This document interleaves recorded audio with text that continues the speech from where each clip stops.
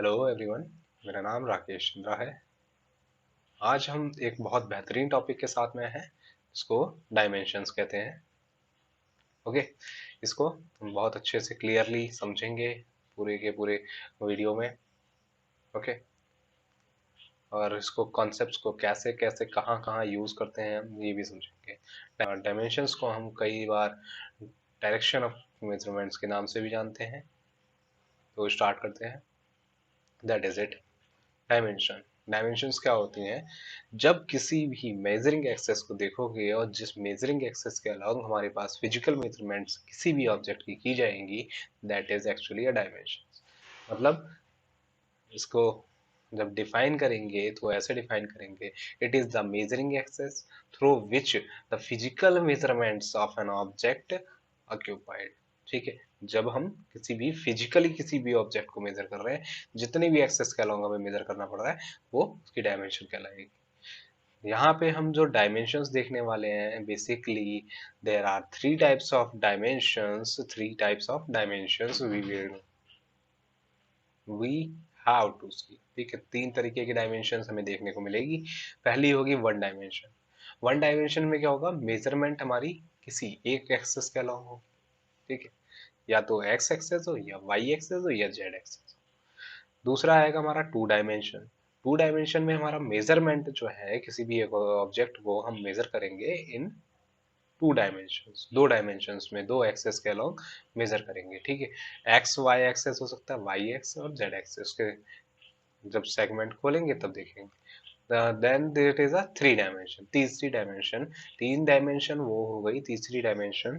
Third dimension वो case है जिसमें हम मेजरमेंट को ऑल द थ्री एक्सेस, ठीक है, मेजरमेंट को हम तीनों एक्सेस के अलोंग मेजर करेंगे, एक्स एक्सेस, वाई एक्सेस और Z access.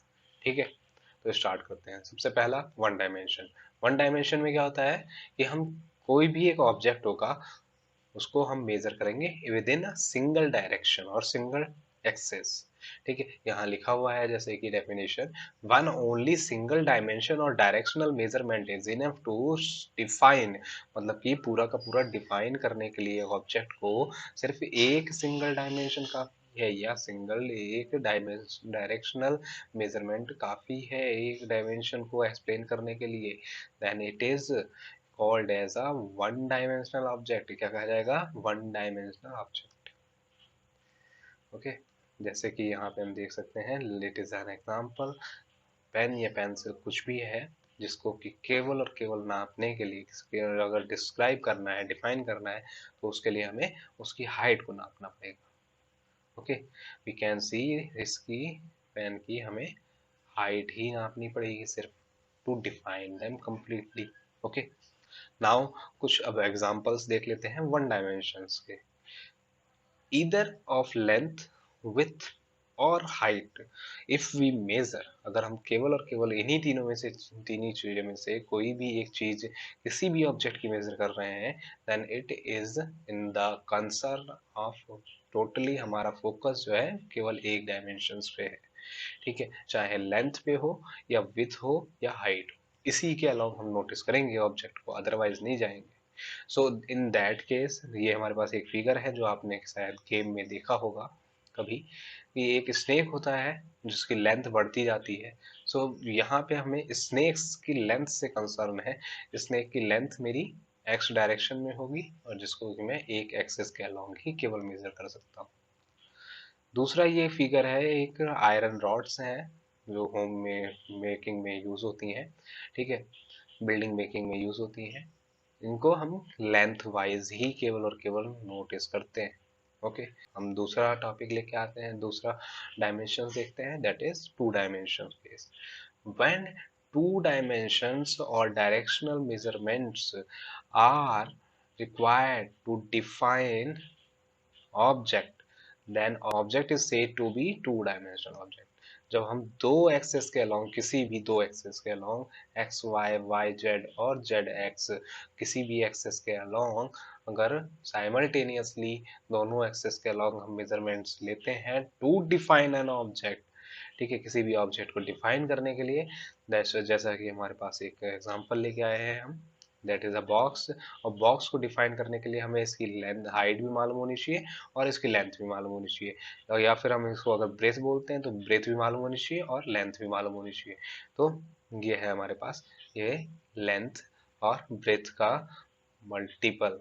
Okay, this length और breadth whole collection gives us the definition of this box.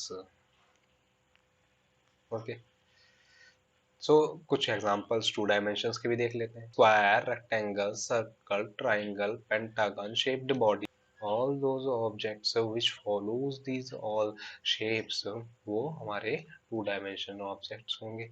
Okay, जैसे कि हमारे पास ये है एक सर्कुलर फॉर्म में हमारी क्लॉक होती है, वो हमारा एक टू डायमेंशनल फिगर। अगर हम किसी एक पेपर को एनालाइज करेंगे तो उसकी लेंथ होगी और ब्रेथ होगी, ठीक है, वो पेपर हो जाएगा।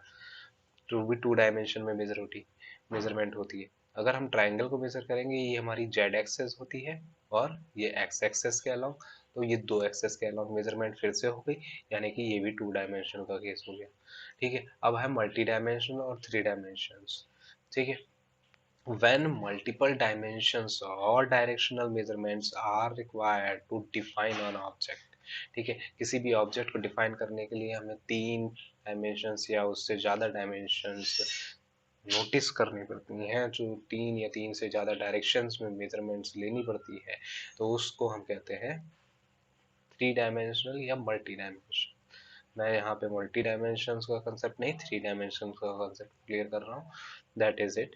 यहाँ पे हमें लेंथ भी चाहिए होगी, विड्थ भी चाहिए होगी और थिकनेस भी मेजर करनी पड़ेगी to define this all box और cuboid of a shape cuboid. ठीक है, तो जिसका शेप हमारा क्यूबॉइड था उसको हमने ऐसे डिफाइन किया।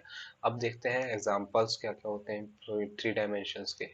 Cuboid, cube, cone, cylinder, prism, shaped bodies all require measurements along the three dimensions। ये सारे के सारे जितने भी मैंने बताए, ये सारी शेप की बॉडीज जो है वो सारी की सारी बॉडीज थ्री डायमेंशंस को डिफाइन करती हैं।